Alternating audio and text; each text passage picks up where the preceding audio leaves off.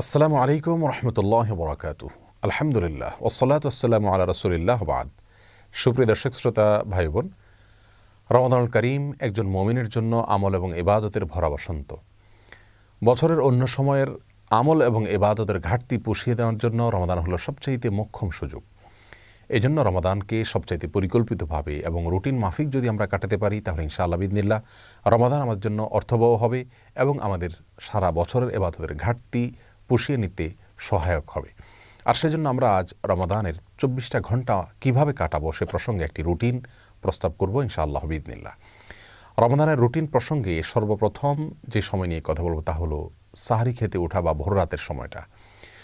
ভোর রাতে আমাদের উঠে সাহরি খাওয়া এটি সুন্নাহ। কেউ যদি মধ্যরাতে অতিরিক্ত খান বা শুরু রাতে অতিরিক্ত খান এবং সাহরিতে তার খাবারের চাহিদা নাও থাকে, তারপরও সাহরি খাবার জন্য উঠা এটা সুন্নাহ এবং গুরুত্বপূর্ণ। কারণ রাসূল করিম সাল্লাল্লাহু আলাইহি ওয়াসাল্লাম বলেছেন, তাসাহহারু ফাইন্না ফিস সাহুরি বারাকাহ, তোমরা সাহরি খাও কারণ সাহরি খেলে তার মধ্যে বরকত রয়েছে, এই খাবারের ভিতরে বরকত রাখা হয়েছে। অল্প হলেও খাওয়া সুন্নাত, বিশেষ করে খেজুর খাওয়ার কথা বিভিন্ন হাদিসে রয়েছে। আমরা সাহরিতে আর যাই খাই একটা করে খেজুর অন্তত খাবো। সাহরি খেতে যখন আমরা উঠব, কমপক্ষে সাহরি খাওয়ার আগে আধা ঘন্টা যেন আমরা সময় পাই, সেভাবে আমরা উঠব। কারণ একজন মুমিনের কাছে 24 ঘন্টা সময়ের ভিতরে সবচেয়ে গুরুত্বপূর্ণ সময় হলো ভোর রাতের সময়টা। কারণ এই সময়টাতে আল্লাহ সুবহানাহু ওয়া তাআলা দুনিয়ার আসমানে নেমে আসেন এবং বান্দাদেরকে ডেকে ডেকে তাদেরকে ক্ষমা করে থাকেন, তাদের চাওয়াগুলোকে মঞ্জুর করে থাকেন। আল্লাহর নৈকট্য অর্জনের জন্য সবচাইতে মোক্ষম সময় হলো এটি। এই জন্য তাহাজ্জুদের সালাত, যত নফল নামাজ আছে তার ভিতরে সবচাইতে গুরুত্বপূর্ণ নফল নামাজ। তাহাজ্জুদের নামাজ বছরের অন্য কোনো সময়ে আমরা এত গুরুত্বের সাথে হয়তো পড়তে পারি না।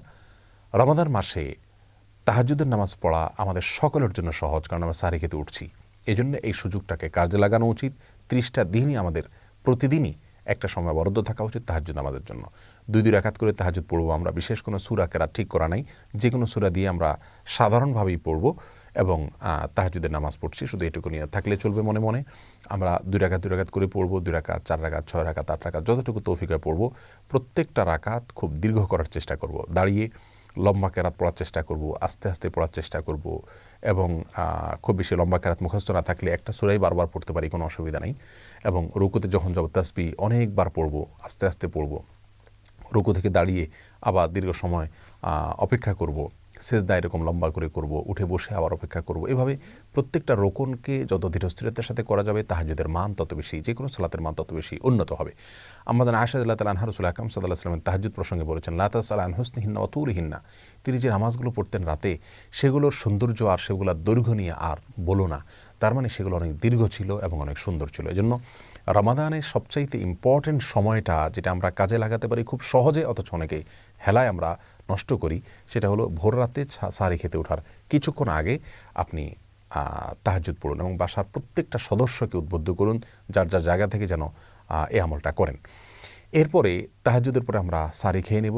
সাহরি অনেকে খেতে খেতে আজানের সময় পর্যন্ত নিয়ে যান, এটা উচিত না। আজানের সময় ঠিক আগ মুহূর্তে শেষ করেন, এটা সুন্নাহ বিরোধী কাজ।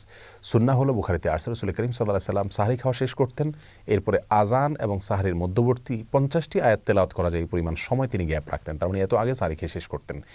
আনুমানিক 10 মিনিট সময় আমরা বলতে পারি। 10 মিনিট সময় এত লাগে না, 5 থেকে 10 মিনিট সময় অন্তত গ্যাপ দেওয়া উচিত। এই টাইমটাতে আমরা আল্লাহর কাছে বিশেষভাবে দোয়া করতে পারি, যেটা দোয়ার সময়, দোয়া কবুলের সবচেয়ে গুরুত্বপূর্ণ সময় দিন এবং রাতের ভিতরে এই ভোর রাতের সময়টা। বিধায় এই টাইমটাতে আমরা খাবার শেষ হয়ে গেলে দোয়ায় মাশগুল হয়ে যাই, অথবা খাবারের আগেও দোয়া করতে পারি, কিন্তু আল্লাহর কাছে দোয়া করা উচিত এবং চোখের পানি ফেলা উচিত। দোয়ার জন্য সবচেয়ে উত্তম হবে আমরা যদি নির্জনে কোথাও চলে যেতে পারি। প্রয়োজনে বাসার ছাদে চলে যাওয়া যেতে পারে, প্রয়োজনে বাসার কোনো একটা কোনায় চলে যাওয়া যেতে পারে, কোনো একটা কক্ষে যেখানে কেউ না, সেখানে নিরিবিলি আমরা আল্লাহর কাছে আমাদের চাওয়াগুলো পেশ করতে পারি, চোখের পানি ফেলতে পারি। আমাদের দুরবস্থার জন্য আল্লাহর কাছে ফরিয়াদ করে চোখের পানি ফেলে আমরা কান্নাকাটি করে দোয়া করতে পারি এবং আমাদের সার্বিক চাওয়াগুলোকে আল্লাহর কাছে পেশ করতে পারি। এটা হলো রমাদানের রুটিনের জন্য সবচেয়ে ইম্পর্টেন্ট সময়, যে সময়টাকে আমাদের খেয়াল করা উচিত এবং খুব সুন্দরভাবে পরিকল্পনা করে কাটানো উচিত। এরপরে ফজরের আজান যখন হয়ে যাবে, আজানের পরে আমরা 2 রাকাত সুন্নত পড়ব। সুন্নত পড়ার পরে নবী আলাইহিস সালামের সুন্নত ছিল যে ফজরের 2 রাকাত সুন্নত পড়ার পরে তিনি কিছুটা বিছানায় মাথা দিতেন, একটু হালকা, ঘুমাতেন না, কিন্তু কিছু সময়ের জন্য রেস্ট করতেন, সেটা 2-4 মিনিট হতে পারে।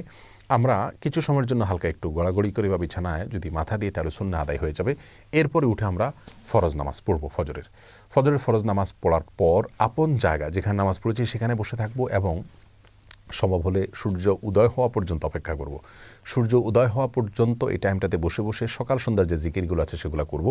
সকাল সন্ধ্যার জিকির নিয়ে আমাদের বই আছে এবং সেটার PDF কপি পাওয়া যায় আমাদের ওয়েবসাইটে আসুন্নাহ ফাউন্ডেশন, সেখান থেকে আপনারা ডাউনলোড করে নিতে পারেন। অথবা নবী আলাইহিস সালামের সকাল সন্ধ্যার দোয়াগুলো যে কোনো বই থেকে আপনি সম্ভব হয় সেগুলো মুখস্থ করে নিয়ে পড়বেন এবং সূর্য ওঠা পর্যন্ত আপন জায়গায় বসে থাকবেন।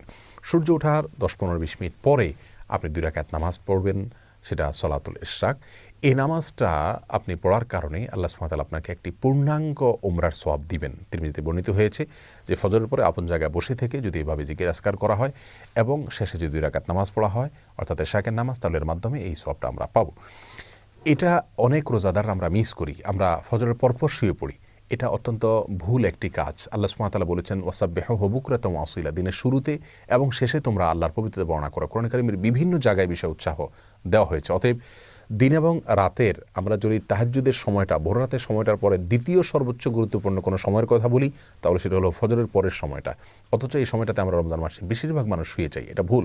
যদি শুইতে হয়, ঘুমাইতে হয়, আমরা সেটা কিছুক্ষণ পরে ঘুমাবো, কিন্তু ফজরের পর ঘুমাবো না। জিকির আজকার এবং তাসবিহ তেলাওয়াতে মাশগুল থাকবো ইনশাআল্লাহ বিইذনিল্লাহ।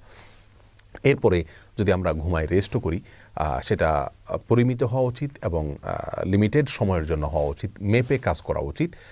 আমরা 2 ঘন্টা, 2.5 ঘন্টা বা 1.5 ঘন্টা যার যতটুকু প্রয়োজন আমরা ঘুমিয়ে উঠে তারপরে আমরা তেলাওয়াত করলে সেটা সবচাইতে ভালো। কারণ ঘুম থেকে ওঠার পরে মানুষের মন মানসিকতা থাকে অত্যন্ত ফ্রেশ। এই অবস্থাতে কোরআনে কারীম যদি আমরা তেলাওয়াত করি, অর্থ সহকারে বোঝার চেষ্টা করি, কোরআনে কারীম রমজান মাসে আমরা তেলাওয়াত করে পুরোটা একবার বা একাধিকবার আমরা পড়ে শেষ করব, খতম দেব ইনশাআল্লাহ, সেটা খুবই ভালো হবে এবং সে সুন্নাহ। কিন্তু এর পাশাপাশি আমরা যদি অর্থ বোঝার চেষ্টা করি সেটা হবে আরও ভালো, সুন্নাহর উপরে সোহাগা। প্রতিদিন আমি যদি অন্তত একটা পৃষ্ঠা অর্থ এবং ব্যাখ্যা সহকারে কোনো একজন আলেমের তত্ত্বাবধানে হলে আরও ভালো হয়। যদি আমরা কোরআনকে বোঝার চেষ্টা করি এবং সেটা ঘুম থেকে ওঠার পরে হতে পারে, তেলাওয়াত হতে পারে এবং অর্থ ব্যাখ্যা সহকারে একটা পৃষ্ঠা করে অধ্যয়ন করা হতে পারে। এরপরে আমরা কিছু সময়ের জন্য ইসলামিক বই পুস্তক পড়তে পারি। বিশেষ করে ডক্টর খন্দকার আব্দুল্লাহ জাহাঙ্গীর রহমাহুল্লাহর যে বইগুলো আছে এগুলো ইসলামের বেসিক বিষয়গুলো সম্পর্কে ধারণা নিতে অনেক বেশি সহায়ক। এই বইগুলো আমাদের কাছে থেকে থাকলে সেগুলো আমরা পড়তে পারি। অনলাইনে PDF কপি পাওয়া যায় অনেকগুলো, সেগুলো নিয়ে আমরা কিছু সময় পড়ব। এরপর যখন জোহরের আজান হবে বা জোহরের ওয়াক্ত হবে, জোহরের এখানে 2 রাকাত নামাজ আছে, জাওয়ালের নামাজ বলা হয়, বুখারীতে আসছে, বিভিন্ন হাদিসের কিতাবে আসছে। এই নামাজটি প্রায় বিলুপ্তির পথে, আমরা আলোচনায় এটার ভুলে গেছি। সেটা হলো সূর্য যখন আপনার পশ্চিম আকাশে ঢলে পড়ে অর্থাৎ জোহর ওয়াক্ত শুরু হয় তখন থেকে নিয়ে আপনার জোহরের ফরজ নামাজের বা জোহরের নামাজের আগে আগে যে নামাজটা পড়া হয় নফল নামাজ, এই জোহর নামাজ পড়ার জন্য রাসূল আকরাম সাল্লাল্লাহু আলাইহি ওয়াসাল্লাম উৎসাহ দিয়েছেন। যদিও এই নামাজের সময়কাল নিয়ে আরও নানা রকমের কথা আছে, কিন্তু আমরা এটি একটি বক্তব্য, এটার উপর আমল করতে পারি এবং একবার হলেও আমল করতে পারি। রমজান মাসে সেটা করার জন্য সবচাইতে সেরা সুযোগ আমাদের হাতে থাকে সাধারণত। যাই হোক, এই 2 রাকাত নামাজ যদি আমরা পড়তে পারি, পড়লাম। এরপরে জোহরের ওয়াক্ত হলে সুন্নাত এবং ফরজ এবং পরবর্তীতে সুন্নাত এবং পরবর্তীতে অতিরিক্ত 2 রাকাত নফল, যেটা অন্য সময় পড়া হয় না, সেটাও গুরুত্বের সাথে পড়লাম। ধীরে ধীরে প্রত্যেকটা আমরা নামাজ আদায় করলাম এবং ফরজ নামাজের পরে 5 ওয়াক্ত সালাতের পরে রাসূল আকরাম সাল্লাল্লাহু আলাইহি ওয়াসাল্লাম যে দোয়াগুলো ছিল সেই দোয়াগুলোকে খুব গুরুত্বের সাথে, আন্তরিকতার সাথে পড়ার চেষ্টা করব। মাসতুন দোয়াগুলোকে যেভাবে রাসূল করিম সাল্লাল্লাহু আলাইহি ওয়াসাল্লাম পড়েছেন, জিকিরগুলো করেছেন, দোয়াগুলো করেছেন, সেগুলো আমরা করব ইনশাআল্লাহ বিইذনিল্লাহ। এরপরে বাকি সময়টাতে আমরা যদি বাসা বাড়িতে অবস্থান করি তাহলে সেক্ষেত্রে বাসা বাড়িতে যারা কাজ করছেন তাদের কাজে একটু হেল্প করব। কারণ রাসূল করিম সাল্লাল্লাহু আলাইহি ওয়াসাল্লাম বাসা বাড়িতে মা বোনদের কাজে, স্ত্রীর কাজে তিনি হেল্প করতেন। অতএব আমরাও বাসা বাড়িতে থেকে কাজে হেল্প করব, সেটাও ইবাদত হিসাবে গণ্য হবে ইনশাআল্লাহ বিইذনিল্লাহ।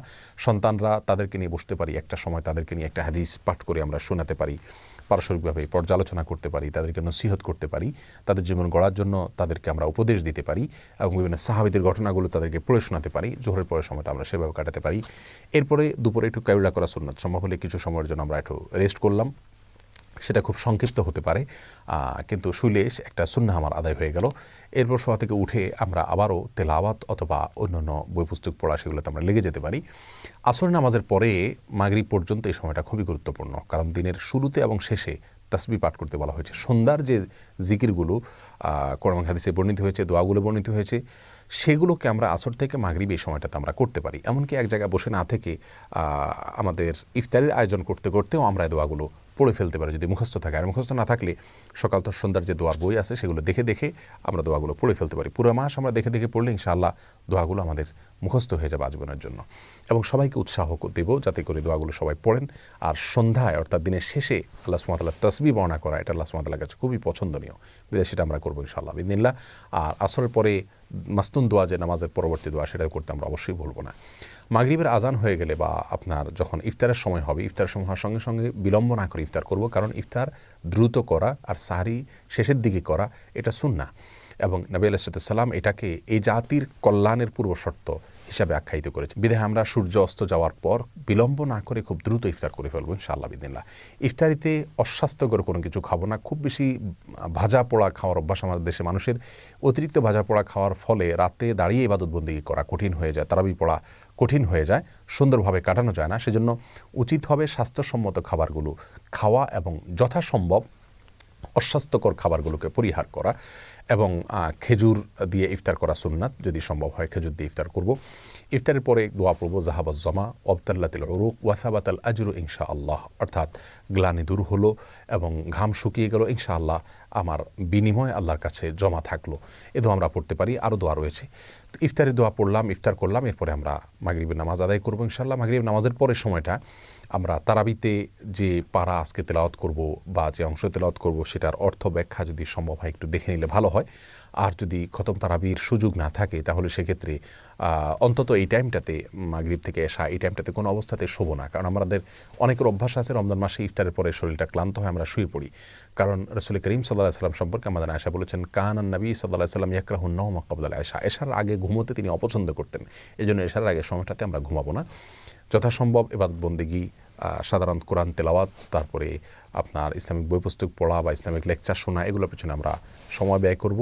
কোনো অবস্থাতে আমরা এই সময়টাতে অন্তত ঘুমাতে যাব না বা অন্তত শুইতেও যাব না। যাই হোক, এরপরে এশার নামাজ আদায় করে, তারাবি নামাজ আদায় করে খুব ধীরস্থিরতার সাথে তারাবি শেষ করব, খুবই আস্তে আস্তে করার চেষ্টা করবো ইনশাআল্লাহ। রাতের খাবারটা এশার আগে খেয়ে ফেলতে বলে ভালো হয়। আর যদি এশার পরেও খাই, তাহলে বিলম্ব না করে এশার পরে দ্রুত শুয়ে পড়ব। এশার পরে অন্য কোনো কাজ না করাই উত্তম। কারণ কানান নবী সাল্লাল্লাহু আলাইহি ওয়াসাল্লাম ইয়াকরাহুন নাওমা ক্বাবলা আয়েশা ওয়াল হাদিস বাদা, এশার পরে তিনি কথাবার্তা বলা পছন্দ করতেন না। তবে হ্যাঁ, স্বামী স্ত্রীর কথাকে প্রশংসনীয় বলেছেন, তিনি নিজেও স্ত্রীর সাথে কথা বলতেন, সেটা ভিন্ন কথা।